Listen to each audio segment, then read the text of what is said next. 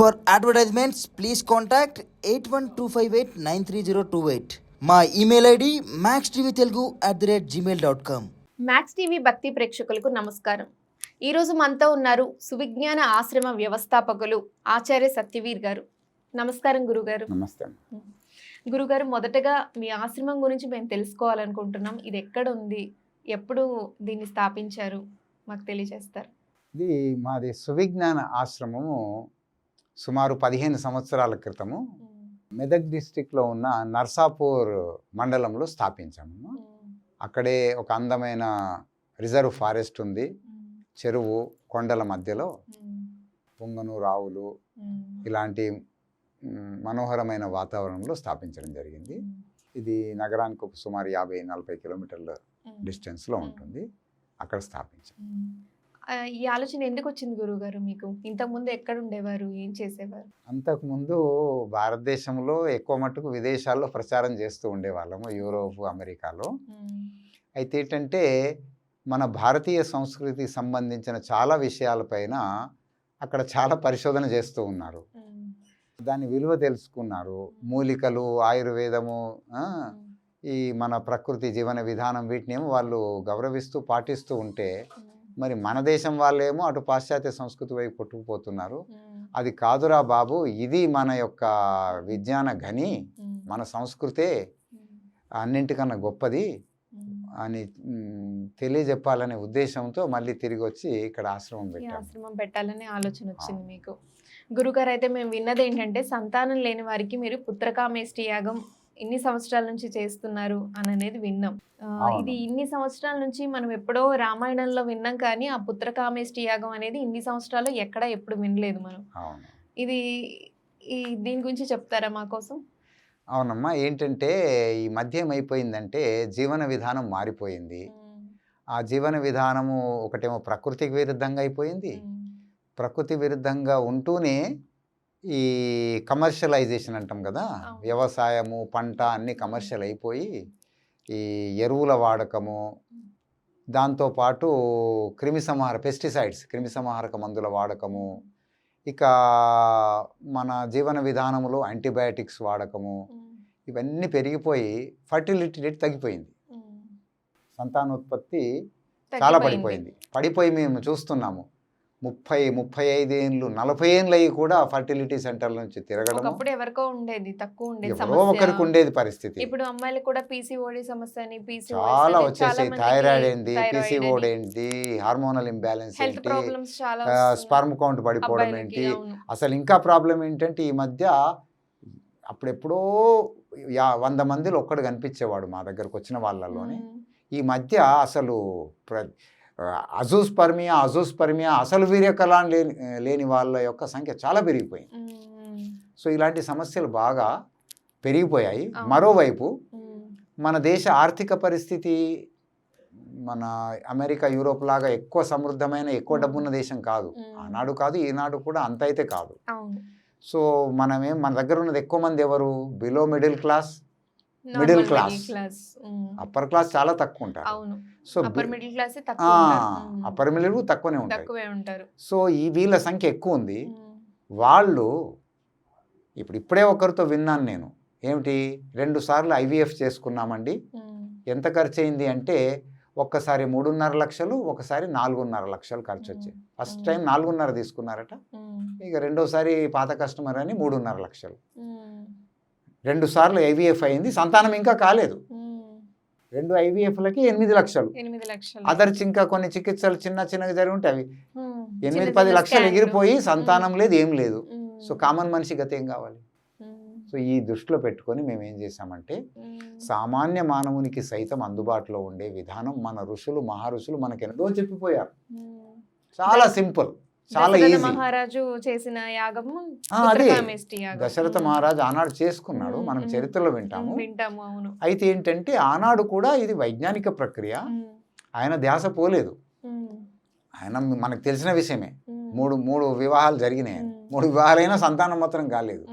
వశిష్ఠుడు ఏమన్నాడు, నాయన 3 కాదు, ఎన్ని వివాహాలైనా సంతానం ఎలా కావాలో ఆ సిస్టంతో అవుతుంది, కానీ ఇలా గుడ్డిగా కాదు.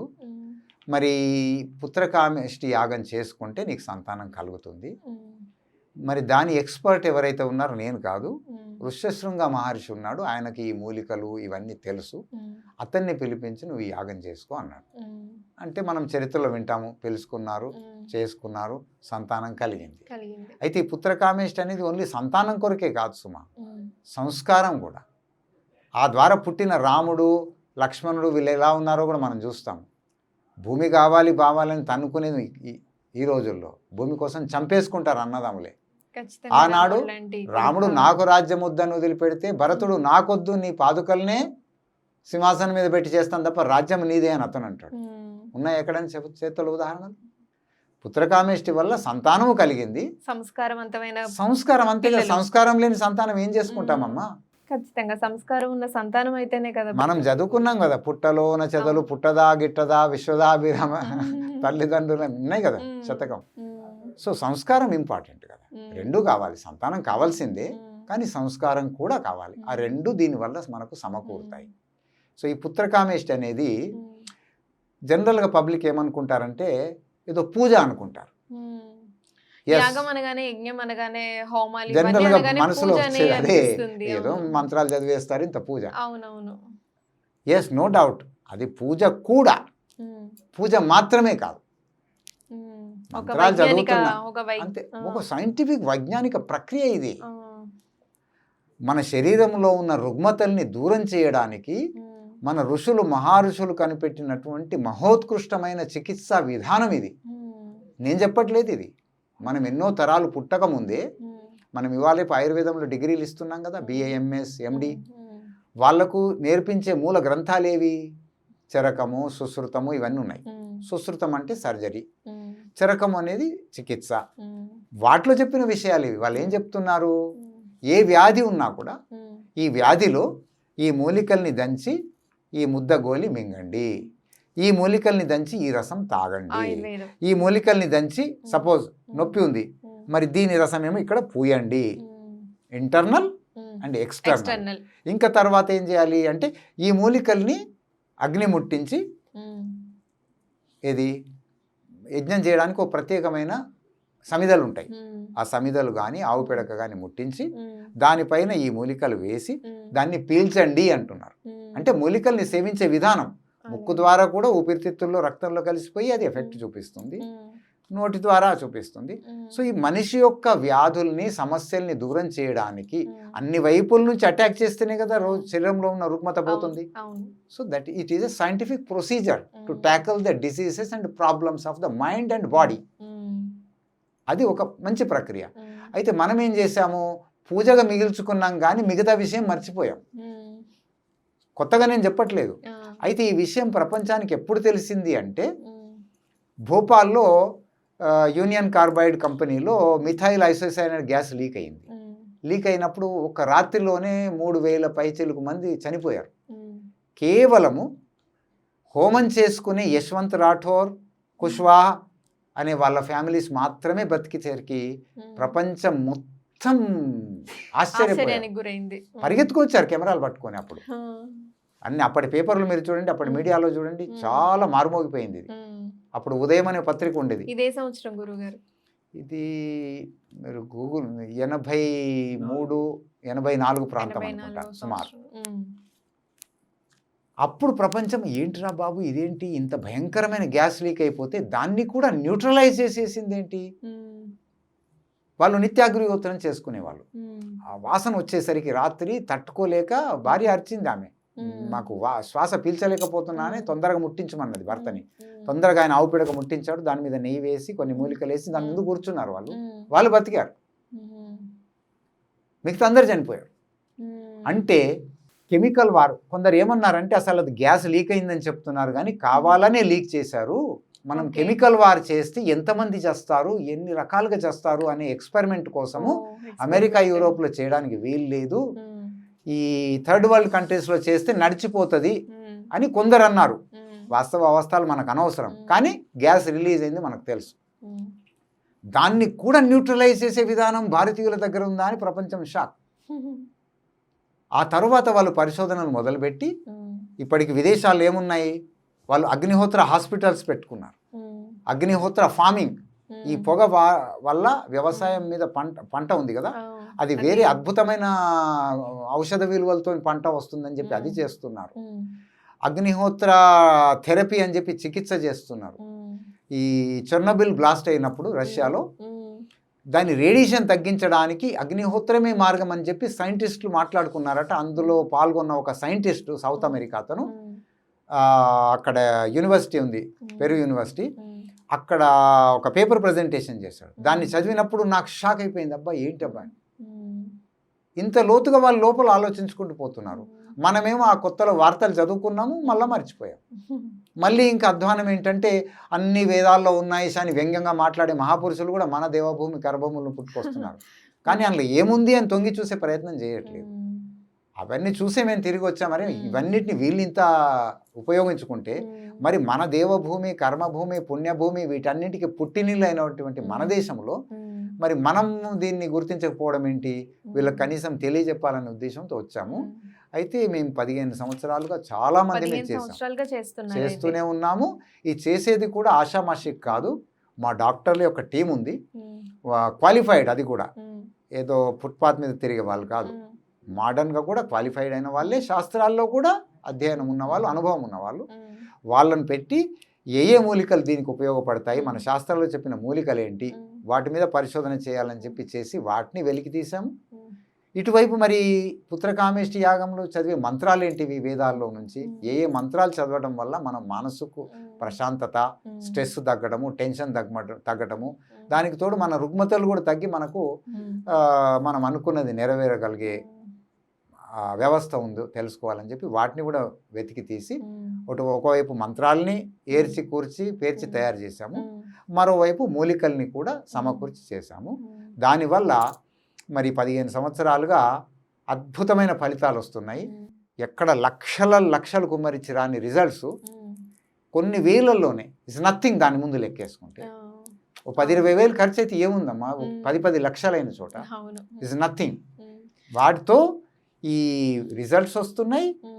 అసలు ఆశ్చర్యం ఏంటంటే ఒకప్పుడు కామన్ పబ్లిక్ వచ్చేవాళ్ళు, పేర్లు నేను చెప్పాను కానీ ఇప్పుడు మీ దగ్గరకు వచ్చే వాళ్ళు ఎటువంటి వాళ్ళు వస్తున్నారు? అసలు ఈ మధ్య నాకు ఎంత ఆశ్చర్యం అంటే ప్రతి ప్రోగ్రామ్ లో కూడా కొంతమంది డాక్టర్లు స్వయంగా వస్తున్నారు. 6 ఏళ్ళు 7 ఏళ్ళు 5 ఏళ్ళు అయిందని చెప్పేసి పేర్లు చెప్తే వాళ్ళ ప్రైవసీ ప్రాబ్లం. మీరు పర్సనల్ గా మీరు మాట్లాడొచ్చు, నేను కల్పిస్తాను. ప్రయత్నించి వచ్చే వాళ్ళు ఉన్నారా లేదా వస్తున్నారా? మా దగ్గరికి వచ్చిన వాళ్ళు ఎక్కువ ఏంటంటే అంత తిరిగి విసిగిపోయి ఇక ఎక్కడ మార్గం లేదు, ఇదో లాస్ట్ మార్గం అనుకొని వస్తున్నారు. అయినా మేము ఆశ్చర్యపోతున్నాము, వాళ్ళు ఆశ్చర్యపోతున్నారు. ఒక అతను పరశురామన్ ఉండి ఇక్కడ ఇది సూర్యాపేట దగ్గర ఆటో నడుపుకుంటాడు పాపం. ట్యూబ్ ఉంది కదా, ఒక ట్యూబ్ ఫెలోపియన్ ట్యూబ్ కట్ చేసేసారట. డాక్టర్లు కష్టం అన్నారట. ఒక ట్యూబ్ ఉన్నది, ఒక ట్యూబ్ పోయింది, ఆ ఒకటి కూడా అంతంత మట్టుకే పనిచేస్తుంది, నీకు ఇక సంతానం అవడం కష్టం అన్నాడేమో. పాపం అక్కడి నుంచి ఆటో నడుపుకుని ఆటోలోనే వచ్చారు ఫ్యామిలీ.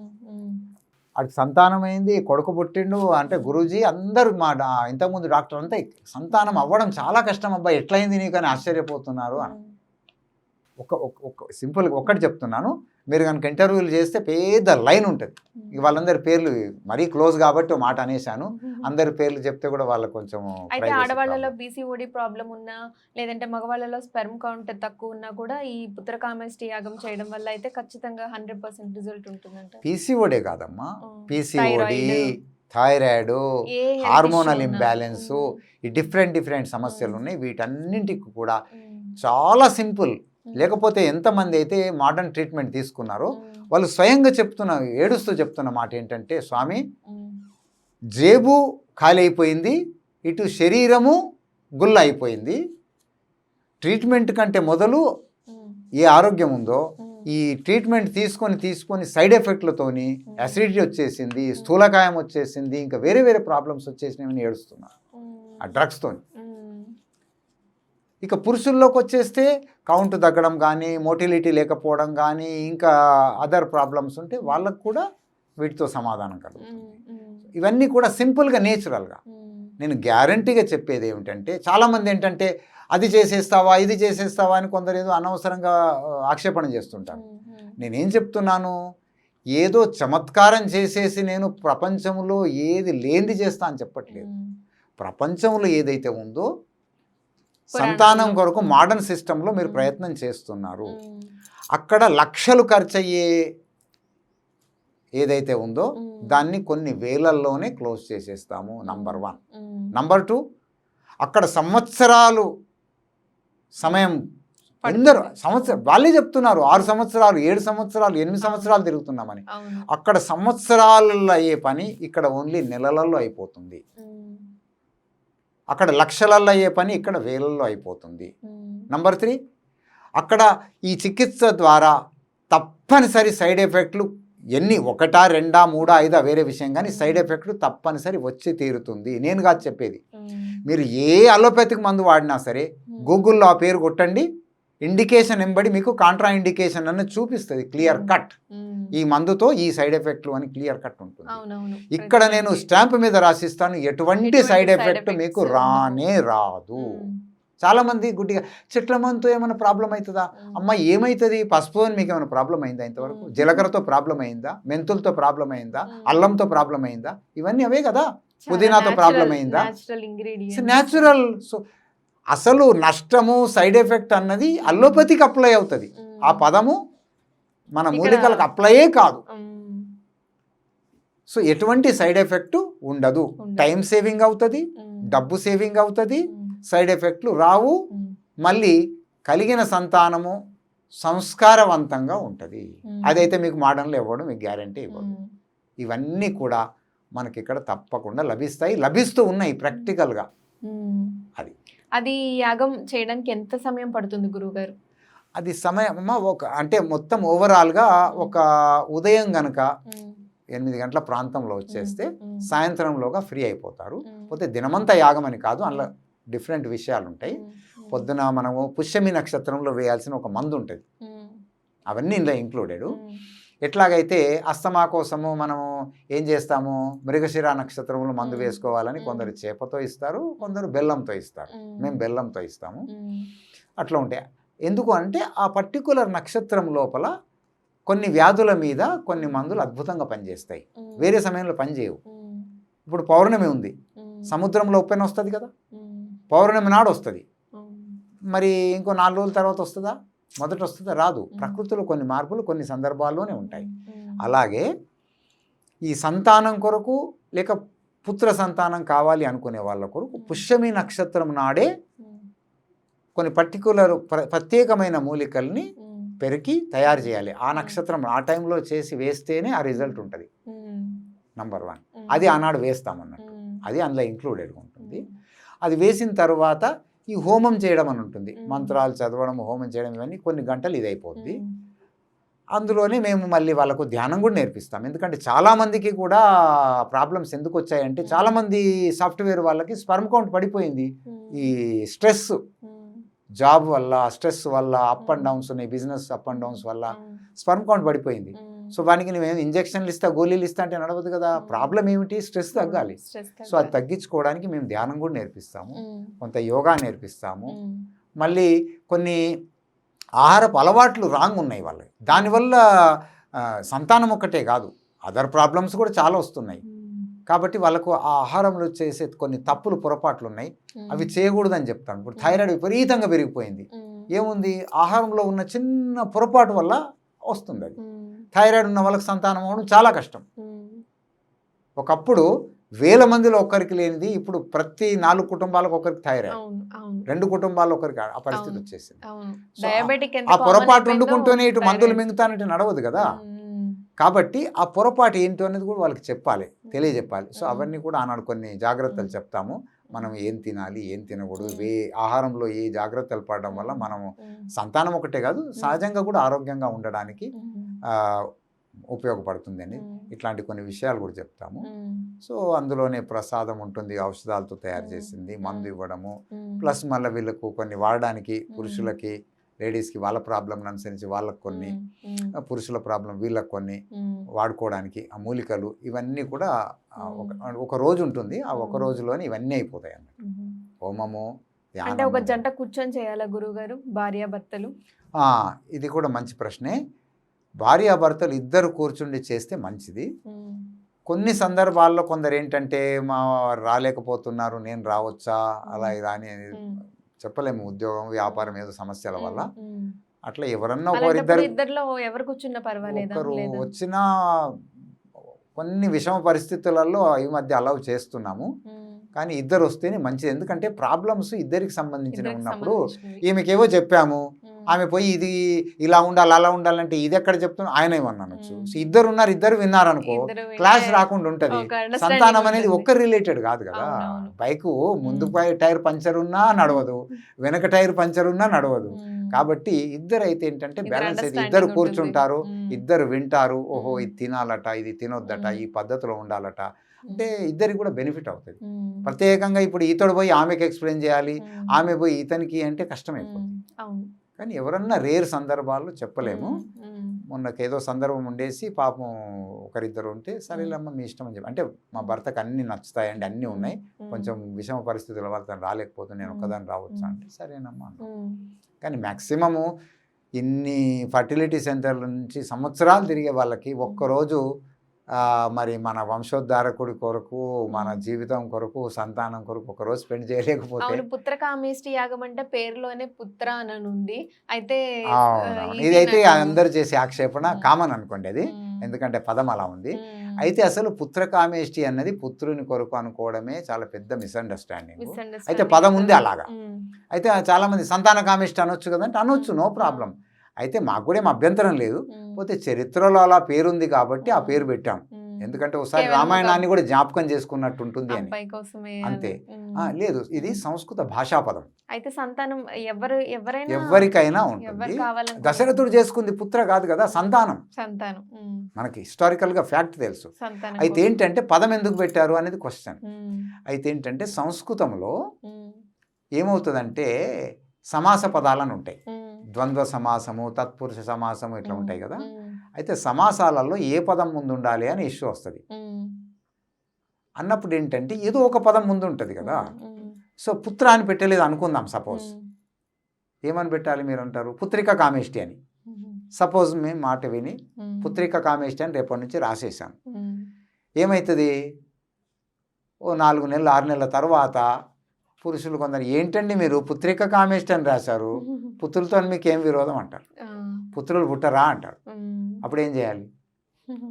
మళ్ళీ ఏమొస్తుంది? మూడవది English style, he or she. ప్రతిదానికి అంటాం కదా హీ ఆర్ షీ అన్నట్టుగా పుత్రిక కామేష్టి అనాలి, లేక పుత్ర కామేష్టి అని. ఇవన్నీ అంత కాంట్రో కాదు. అంత సంస్కృతంలో ఏంటంటే జనరల్గా పుల్లింగ పదాన్ని వాడటం అలవాటు ఉంది. దేవుడు అంటాం అంటే దేవుడు పురుషుడా, దేవత అనాలి. దేవుడు స్త్రీయా? మన స్వామి రామతీర్థ్ పేరు విన్నారు కదా మీరు? ఆయన విదేశాల్లో ఉపన్యాసం ఇస్తున్నప్పుడు మ్యాథ్స్ మీద గొప్ప ప్రొఫెసర్ ఉండే, వాళ్ళు అడిగారట విదేశాలు అమెరికాలో, ఇవాళ ఈయనని చిక్కులో పెట్టాలని, weather god he or she. He అంటే ఆయన షీ ఎవరు, ఆయన భార్య ఎవరు అని అడుగుదాము, షీ అంటే భర్త ఎవరు అని అడుగుదామని చిక్కులో పెడదాం అనుకున్నారు. అడిగారట weather god mister or Mrs అని అడిగారు. ఆయన అన్నాడట God is not a mister neither Mrs, it is a mystery అన్నాడు. అర్థమైంది కదా? అయితే ఏంటంటే ఇక్కడ పుల్లింగం పెట్టినా స్త్రీలింగం పెట్టినా ఏది పెట్టినా మనిషికి సంశయాలు ఉండనే ఉంటాయి. జనరల్గా ఏంటంటే ఒక పుల్లింగ పదం వాడటం అలవాటుగా ఉంది అంతే. మనం సూర్యుడు అంటాం, సూర్యుడు అని ఎందుకన్నావు? మగవాడా? చంద్రుడు అంటాం. భాషా పదాలు ఇవి. భాషా పదాలు ఏంటంటే కొన్నింటిని పుల్లింగంలో వాడేస్తాము, కొన్నింటిని స్త్రీలింగంలో. Take it easy. కాకపోతే దాన్ని ఏదో జెండర్ ఇంజస్టిస్ అని, పురుషుల కొరకే అని అట్లా కాదు. ఇంత అడ్వాన్స్డ్గా ఉన్న ఇప్పుడున్న ఈ సమాజంలో ఇంత లక్షలు ఖర్చు పెట్టి, ఇంత టెక్నాలజీ పెరిగిపోయినా కూడా ఇంత లక్షలు ఖర్చు పెట్టి చేయించుకున్నా కూడా సక్సెస్ కానీ ఈ సంతానలేమి ప్రాబ్లమ్స్కి మీరు ఇప్పుడు ఈ యాగం అంటున్నారు.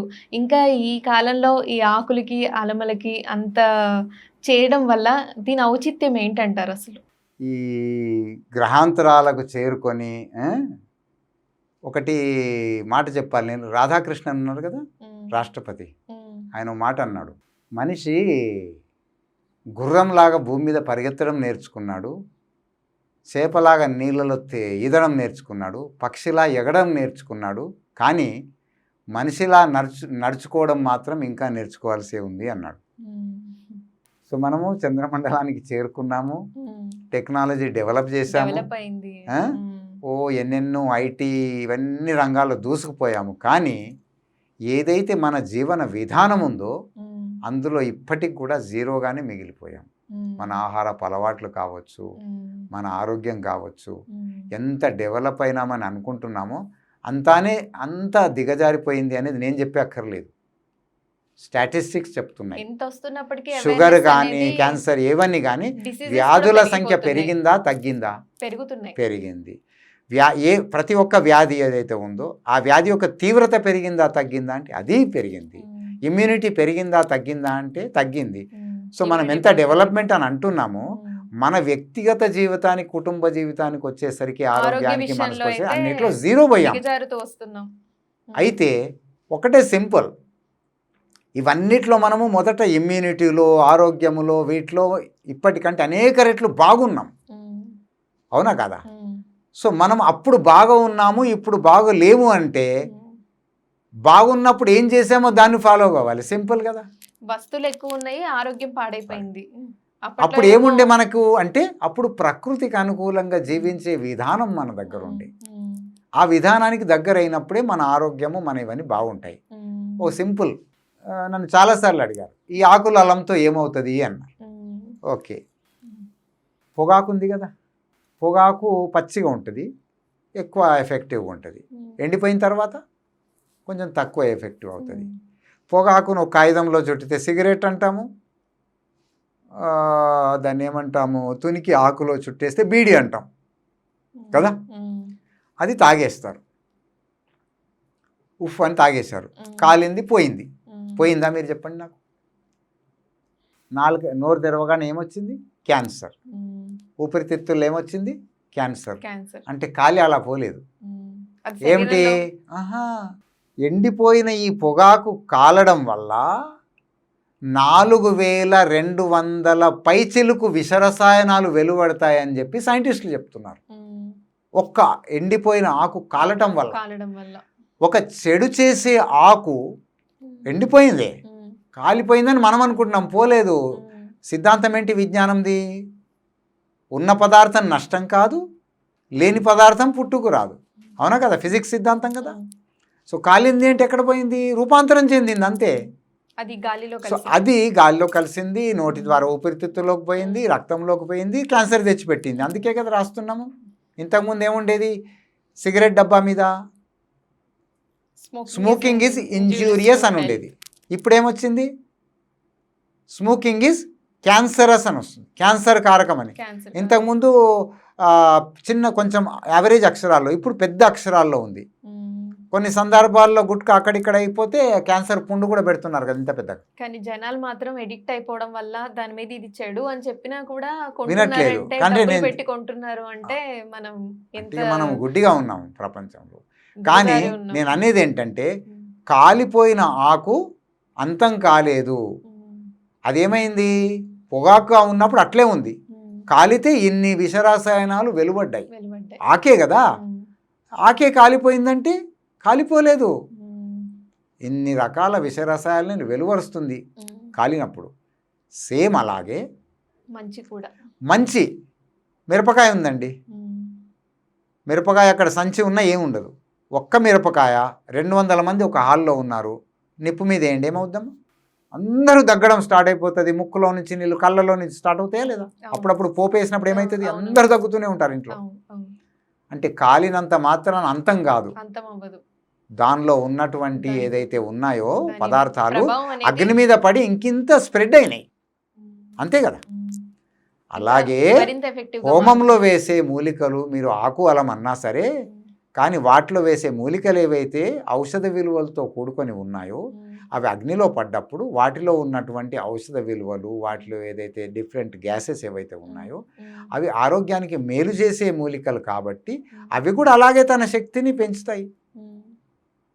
ఒక్కరికి బదులు నలుగురు వాసన చూడగలుగుతారు, అందరికీ ఉపయోగపడతాయి. ఇది నేను చెప్పట్లేదు, ఆయుర్వేదం లోపలనే చెప్పాను కదా, చెరక సుశ్రుతాల లోపల ఈ మూలికల్ని ఇలా వేసి ఈ రుగ్మతలు దూరం అవుతాయని, అస్తమాలో ఏవేసి పీల్చాలి, ఇన్ఫర్టిలిటీ ఏవేసి పీల్చాలి, పాండమిక్లో ఏం చేయాలి, ఇప్పుడు కరోనా అవన్నీ వచ్చాము, ఏమైంది, మొక్కొక్క అది పెట్టుకొని తిరుగుతూ ఉన్నాము. ఒక మాస్క్ పెట్టుకొని తినడం సొల్యూషనా మీరు చెప్పండి? అసలు ఆ మాస్కులే లెవెల్ ఏంటో చెప్పారు, ఎన్ని మైక్రాన్స్ మందం ఉండాలి.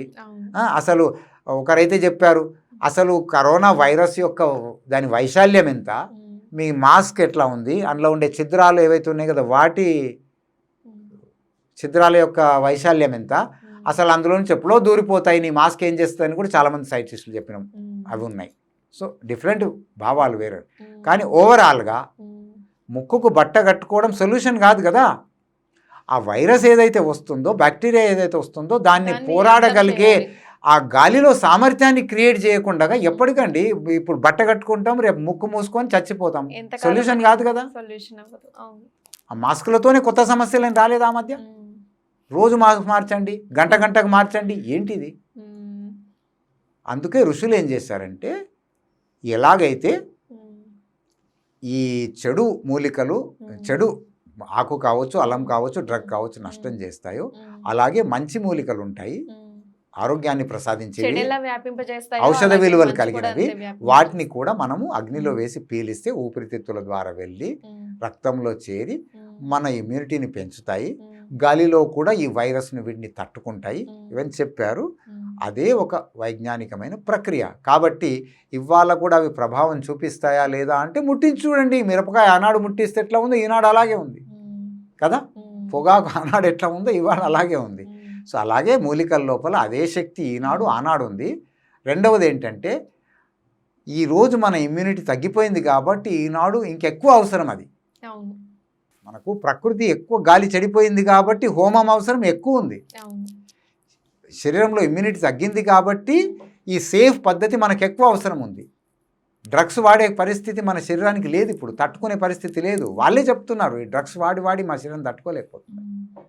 సో ఈనాడైనా ఆనాడైనా జీవించడానికి అవసరమైనది. మనం ఒక ప్రశ్న వేస్తాం ఎప్పుడైనా, ఆది కాలంలో శ్వాస పీల్చుకొని బతికే వాళ్ళము, సో ఇవాళ శ్వాస తీసుకోవాల్సిన అవసరం ఏముందండి, టెక్నాలజీ బాగా డెవలప్ అయింది అంటామా? అలాగే ఉంటుంది. ఆది కాలంలో నీళ్లు తాగడం అవసరం ఉండే స్వచ్ఛమైనవి, సో ఇవాళ అవసరం లేదంటామా, టెక్నాలజీ డెవలప్ అయింది కాబట్టి. సేమ్ ఉంటాయి. సృష్టి యొక్క సిద్ధాంతాలు ఏవైతే ఉంటాయో ఆది కాలంలో అయినా ఇప్పుడైనా ఎప్పటికి అలాగే ఉంటాయి. ఆ అవసరాలు కూడా మన దేహానికి అలాగే ఉంటాయి. అప్పటికంటే కూడా ఇప్పుడు ఇంకెక్కువ అవసరమని నేను అంటాను. అది మనం ప్రాక్టికల్గా చూస్తున్నాం కూడా. మేము ఎవరెవరికైతే ఇవి వాడి చూస్తున్నాము, ఒక్క మనిషి నాకు ఈ సైడ్ ఎఫెక్ట్ అనట్లేదు, ఒక్క మనిషి కూడా నాకు ఇది నష్టం కలిగింది అనట్లేదు, ఒక్క మనిషి కూడా నేను దివాలా తీసిపోయాను, ఇల్లు అమ్ముకున్నాను, ఆస్తులు అంతరించి. ఇందులో పోయిన వాళ్ళు ఎందరో అన్నారు నన్ను, స్వామి ఆస్తులన్నీ అమ్మేసుకొని తిరిగినాను, ఫర్టిలిటీ సెంటర్ల చుట్టూ రోడ్డు మీదకి వచ్చేసాను, అటు ఆస్తులు పోయినాయి, ఇటు సంతానం లేదన్న వాళ్ళు ఉన్నారు. ఎప్పుడన్నా మీకు దొరికారా పుత్రకామేష్టికి పోయి నా ఆస్తులు అంతరించిపోయినాయని? నో, క్వశ్చనే లేదు. సో ఇది మనకు ఇవాళ కూడా అంతే ఔచిత్యం కలిగిన విషయము, అంతకంటే కూడా ఎక్కువ ఔచిత్యం కలిగింది, అంతకంటే కూడా ఎక్కువ ఉపయోగపడుతుంది. నేను కాదు, ప్రయోగాలు చెప్తున్నాయి. పసుపు ఆనాడు వాడినాము, ఇవాళ ఏమంటున్నారు, ఆనాడు వాడినాం అంతే, కానీ ఇవాళ ఏమంటున్నారు, పసుపు ఇంకా అద్భుతంగా ఉంది, పసుపు వల్ల లాభాలు బాగున్నాయి, యాంటీ కార్సినోజిన్స్ ఉన్నాయి, యాంటీ సెప్టిక్ విలువలు ఉన్నాయి, యాంటీ బ్యాక్టీరియల్ ప్రాపర్టీస్ ఉన్నాయి. ఒట్టి భాషా పదాలు వాడుతున్నాం. మన వాళ్ళు సింపుల్గా పసుపు వాడుకోమన్నారు, వంటశాల తెచ్చిపెట్టేశారు. సో ఈ మూలికలు అప్పటికంటే ఎక్కువ మనకు లాభాన్ని సమకూరుస్తున్నాయి. అయితే పుత్రకామేష్టి యాగం చేసేటప్పుడు ఉదయం అంటే అసలు పాటించాల్సిన నియమాలు ఏంటి గురువుగారు?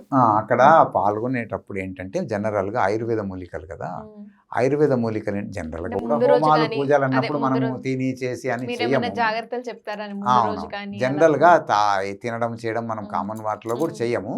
కానీ ఇది పర్టికులర్గా మెడికల్ కూడా కాబట్టి ఇందులో ఆయుర్వేద మూలికలు చెప్పాం కదా, పుష్యమి నక్షత్రంలో ప్రత్యేకంగా వేయాల్సిన ఒక మందు ఉంటుంది. పుష్యమి నక్షత్రాన్ని పెట్టడానికి ప్రధాన కారణం ఏంటంటే ఆ నక్షత్రంలో ఆనాడు వేయాల్సిన మందు వేయాలి. అది మిగతావి మనం యజ్ఞమాన్ని వేరే టైంలో కూడా చేసుకోవచ్చు, కానీ ఇది వేరే టైంలో వేయడానికి వీలే లేదు. సో ఆ మందు వేసుకోవడానికి మనం ప్రత్యేకంగా వెళ్తున్నాం కాబట్టి మనం ఆహారము ఏదన్నా తినిపోతే దాని ఎఫెక్ట్ ఉండదు, తగ్గిపోద్ది. ఉండదంటే తగ్గిపోతుంది. ఏ బెనిఫిట్ ఎంత కావాలో అది లేకపోతే మనం అంత చేసి వేస్ట్ కదా. అందుకొరకు ఏంటంటే ఆహారము either liquid are solid, idli dosa అవి ఇవని కానీ లేదా చాయ్ కాఫీ ఇవన్నీ కానీ అవి తీసుకోకుండా రావాలి. నార్మల్ నీళ్ళు తాగొచ్చు, ఉదయం నీళ్ళు తాగుతాం కదా, అంతే తప్ప కొబ్బరి నీళ్ళు కూడా ఫుడ్ కిందకే వస్తాయి. Liquid diet are solid diet. ఉదయం అయితే ఏం తీసుకోకుండా స్నానం చేసుకొని పట్టు బట్టలు కానీ ఖద్దరు బట్టలు కానీ కాటన్ బట్టలు కానీ కట్టుకొని వస్తే సరిపోద్ది, నాన్ సింథెటిక్. తర్వాత ఇంకా వచ్చాక ఎలా అంటే ఇక అవన్నీ మనం అక్కడ మిగతావన్నీ మేము అక్కడ వాళ్ళకు ఏమి నేర్పియాలి, ఏం చేయాలి అన్నీ చూసుకుంటాం. అయితే మీరు సంతానం మగ సంతానమా ఆడ సంతానమా అనేది కూడా మీరు చెప్తారని మాకు తెలిసింది. మరి ఇది చాలా బయట అసలు చెప్పకూడని విషయం. హాస్పిటల్స్ లో కూడా మనం ప్రతి హాస్పిటల్కి వెళ్ళినప్పుడు గైనకాలజిస్ట్ హాస్పిటల్స్ కి బోర్డు ఉంటుంది, చెప్పకూడదు, ఇది చట్టరీత్యా నేరం అని చెప్పి. అయితే చట్టరీత్యా నేరం ఎక్కడ అంటే ఎక్కడైతే ఈ పిండాన్ని తెలుసుకొని చంపేస్తున్నారు. అవును. కానీ ఒక మనిషి తనకు ఆ బాబు కావాలి లేక తనకు పాప కావాలి. ఇప్పుడు చాలా మంది వచ్చారు, అయ్యా నాకు 2 కూతుర్లు ఉన్నారు, ఒక కొడుకు అయితే బాగుండే అని వచ్చాడు.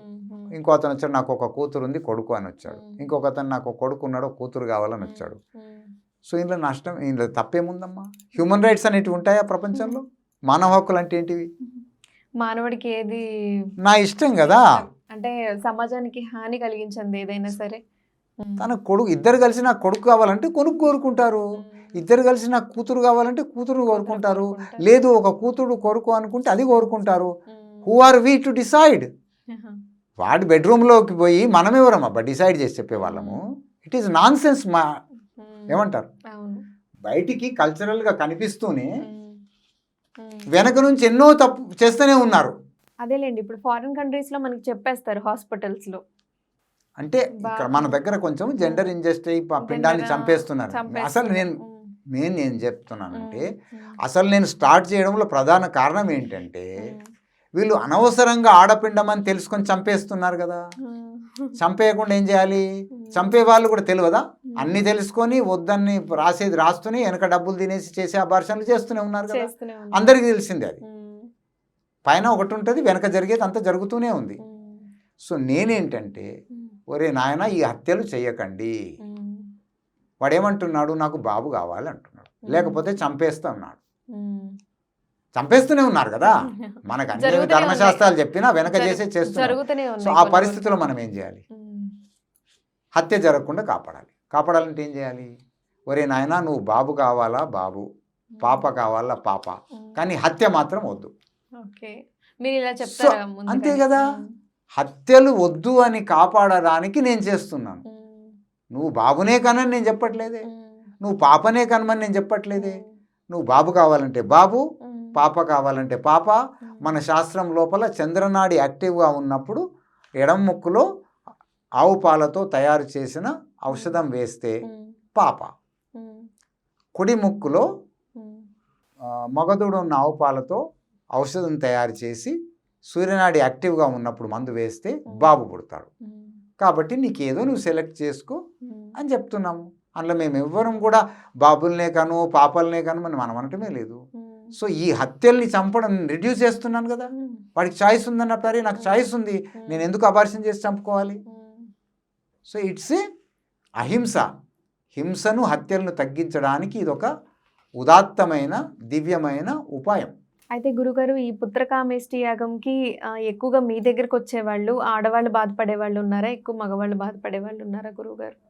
అందరు ఉన్నారు. ఎందుకంటే సంతానం జరగట్లేదు అంటే మనం ఆడ మగ అనలేము. ఈ పొల్యూటెడ్ గాలి ఆడవాళ్ళు పీలుస్తున్నారా మగవాళ్ళు అంటే మీరు ఏం జవాబు చెప్తారు? ఇద్దరు. ఈ పొల్యూటెడ్ నీళ్ళు ఎవరు వాడుతున్నారు? ఈ పెస్టిసైడ్స్ కొట్టినటువంటి కూరగాయలు పప్పు బియ్యం ఇవన్నీ ఎవరు వాడుతున్నారు? ఇద్దరు వాడుతున్నారు అందరూ వాడుతున్నారు కదా. సో ప్రాబ్లం ఎవరి వైపైనా ఉండొచ్చు. అదే కాలుష్యం లోపల ఇద్దరు ఉన్నప్పుడు ఇద్దరి మీద ఎఫెక్ట్ పడుతుంది. పోతే మేనిఫెస్ట్ అయ్యేది లేడీస్లో ఏమైపోద్దంటే కొంచెం ప్రాబ్లమ్స్ యొక్క సంఖ్య ఎక్కువ ఉంటుంది. థైరాయిడ్ అని వస్తుంది, పిసిఓడి అని వస్తుంది, ట్యూబల్ బ్లాక్ అని వచ్చేస్తుంది, హార్మోనల్ ఇంబ్యాలెన్స్ అని కొంచెం వ్యాధుల పేర్లు ఎక్కువ ఉంటాయి లేడీస్లో. జెంట్స్లో ఏమిటంటే కొంచెం పేర్లు తక్కువ ఉంటాయి. స్పర్మ్ కౌంట్ ఒకటే కాబట్టి రిపోర్ట్స్ తక్కువ ఉంటాయి. అందులో వీర్యకణాలు తక్కువ ఉండడము, ఎక్కువ ఉండడము, దాంతోపాటు ఇక అసలు మోటిలిటీ తక్కువ ఉండడము, పస్ సెల్స్ ఉండడము, ఇన్ఫెక్షన్ ఉండడం, వెరికోసిల్ అని ఇట్లా కొన్ని ఉంటాయి. వాళ్ళ ప్రాబ్లమ్స్ వాళ్ళకు వీళ్ళకు ఉంటాయి. కొన్ని పేర్లలో కొంచెం హెచ్చు తగ్గులు ఉండొచ్చు అంతే. అయితే మీ దగ్గర యాగం మీరు చేయించి వాళ్ళకి సంతానం కలిగి మీ దగ్గరికి అలా వచ్చి మళ్ళీ కలుస్తారా గురుగారు మిమ్మల్ని? కలుస్తారు. పోతే ఏంటంటే ఇక కొంచెము వాళ్ళకి మన దక్షిణ భారతం గురించి చెప్పాలంటే కొందరు సంతానం అయిపోయి ఇంకా అవసరం తీరింది కాబట్టి కొందరు మనకు తెలియదు, ఎవరో వస్తారు ఫలానా వాళ్ళకండి చాలా సంవత్సరాల తర్వాత పుట్టాడండి వాళ్ళకి సంతానం అయింది అని వచ్చే వాళ్ళు ఎక్కువ మాకు కనిపిస్తుంది. అంటే 15 సంవత్సరాల్లో మీకు గుర్తుండిపోయిన అనుభవాలు ఏమైనా అంటే వస్తారు చాలా మంది. కొంతమంది అయితే చెప్తారు. ఇక ఎక్కువ ఈ నార్త్ ఇండియన్స్ చెప్పడం బాగుండదు కానీ నార్త్ ఇండియన్స్ లాంటి వాళ్ళు అయితేనేమో పాపం హాస్పిటల్ నుంచి నేరుగా ఫస్ట్ ఫోన్ మాకే కొట్టేస్తారు, గురూజీ ఆప్కి దయాసే బేటా బేటీ అని. ఇక కొంచెం మన తెలుగు వాళ్ళు ఏంటంటే వెనక ముందు ఆలోచించి అయితే మీ ఆశ్రమానికి నార్త్ ఇండియన్ వాళ్ళు కూడా వస్తుంటారు? అందరు వస్తారు, అన్ని రకాల వాళ్ళు వస్తారు. ఢిల్లీ నుంచి, అండమాన్ నికోబార్ నుంచి మొన్న వచ్చిపోయారు, బెంగళూరు నుంచి, అన్ని రాష్ట్రాల నుంచి వస్తారు. పోతే ఇక్కడ కాబట్టి తెలుగు వాళ్ళు మనం ఇక్కడ కాబట్టి ఎక్కువ వస్తారు, దూరం నుంచి కూడా వస్తారు. అయితే ఇప్పుడు మీరు అన్నట్టు విదేశాల నుంచి కూడా వచ్చారు. అయితే మీరు అన్నట్టు ఐవీఎఫ్లు ఇవి మనకు ఒకసారి అయితే సక్సెస్ అవ్వవు, ఇలా 2-3 సార్లు చేస్తున్నారు. మీరు చెప్పిన కేసులో 10 లక్షలు అయినాయి అని చెప్పారు. సో ఈ పుత్రకామేష్టి యాగం అనేది ఒకసారి చేయడం వల్ల సంతానం కలుగుతుందా గురువుగారు? అంటే యాగం ఒకేసారి చేస్తామమ్మా. అవసరం అనుకుంటే మళ్ళీ వాళ్ళ ఇష్టం, కానీ ఒకేసారి ఇంతవరకు 2-3సారి ఎవరికి అవసరం పడలేదు. ఒక్కసారి చేసినప్పుడే మనం ఔషధాలు ఇస్తున్నాము. ఒకప్పుడు 1-2 నెలలకి ఇచ్చేవాళ్ళము. ఇప్పుడు సమస్యలు ఎక్కువ ఉండి కొంచెం మొండి కేసులు ఉంటున్నాయి అనే కోణం లోపల అది 1-2 నెలలు పోయి 3 నెలలు, ఇప్పుడు 4 నెలలకు పెంచాము. 4 నెలలకి ఇస్తున్నాము. ఒక యావరేజ్గా మా డాక్టర్ అనేది ఏంటంటే ఒక 6 సంవత్సరాలు తంటాలు పడ్డ మనిషి ఒక 6 నెలలు అయితే వాడాలి కదా కనీసం, అంటే ఒక సెమిస్టర్ అయితే కనీసం వాడుకుంటే మంచిది. మందులు అన్ని రోజులు ఒకసారి పాల్గొనిపోయినా ఔషధాలు ఒక 5-6 నెలలు అయితే అందరికి 5-6 నెలలు పడుతుందని కాదు. ఇప్పుడు 2 డాక్టర్ల జంట వచ్చింది, వాళ్ళకు 3 నెలలకే ఇచ్చాము, 2 నెలలకి సక్సెస్ అయిపోయింది. తర్వాత అడిగాడండి ప్రెగ్నెన్సీ వచ్చింది మరి మందులు వాడానా లేదంటే వద్దు ఆపేసి ఇప్పుడు ఎందుకు అని చెప్పేసాం. అట్లా తొందరగా అయ్యే వాళ్ళు ఉంటారు, కొందరికి ఇంకా కొంచెం ఎక్కువ కూడా అవసరం పడవచ్చు. సో మనం అందరినీ నార్మలైజ్. మీ ఆశ్రమంలోనే చేస్తారా గురుగారు ఏది ఈ పుత్రకామేష్టి యాగం? అంతే, అక్కడే కదా. ఎందుకంటే యాగం మేము ఎక్కడ చేయము వేరే చోట, ఎందుకంటే పర్టికులర్ టైం కాబట్టి అక్కడే ఉంటాం. ఇంకా ఒక చోట ఉన్న మనిషి ఇంకో చోట ఉండడానికి వీలేదు. చాలా మంది అడిగారు మా ప్లేస్లో అంటే అయ్యా బాబు ఆ నక్షత్రం నాడు ఆ టైంకు నేను ఆశ్రమంలోనే ఉండాలి. సో ఇంకో చోట ఎట్లా పుష్యమి నక్షత్రం అయితే ఇంతకు ముందు ఒకప్పుడు ప్రతి నెల చేసేవాళ్ళము. 27 నక్షత్రాలు ఉంటాయి. సో ప్రతి 28వ రోజు పుష్యమి నక్షత్రం రిపీట్ అవుతుంటుంది. అప్పుడు చేశాము. అప్పుడు మూలికల కలెక్షన్ కోసము మా శిష్యుల సంఖ్య ఉండేది, లేబర్ వినేవాళ్ళు, చేశాము. రాను లేబర్ వినట్లేదు, మూలికల కలెక్షన్ కష్టం అవుతుంది, తగ్గించేసుకున్నాం మనం ఏజ్ ప్రకారం అని చెప్పి ఇప్పుడు ఇయర్లీ ఒక్కసారి చేస్తున్నాము. అప్పుడప్పుడు 2 సార్లు కూడా చేస్తున్నాము. ఇప్పుడు అదే మొన్న జనవరిలో చేసేసాం ఆల్రెడీ. అయితే గురుగారు ఇప్పుడున్న ప్రస్తుత సమాజంలో ఇన్ని లక్షలు పెట్టి ఖర్చు పెట్టి బాధపడుతున్న తరుణంలో మీరు ఎన్నో సంవత్సరాల నుంచి ఈ పుత్రకామేష్టి యాగం చేసి ఇది చాలా మంచి అందరికీ ఉపయోగపడే విషయం ఇది. అలాగే ఎప్పుడో పురాతన కాలంలో విన్నాం మళ్ళీ పుత్రకామేష్టి యాగం అనేది. అయితే ఈ యాగం చేయడం వల్ల మీరు అన్నట్టు మన గాలి కూడా స్వచ్ఛమవుతుంది ఇలాంటి యాగాలు ఇవన్నీ చేయడం ద్వారా. అయితే చాలా సంతోషంగా ఉంది గురుగారు మీతో మాట్లాడటం. ధన్యవాదాలు. చాలా ధన్యవాదాలు.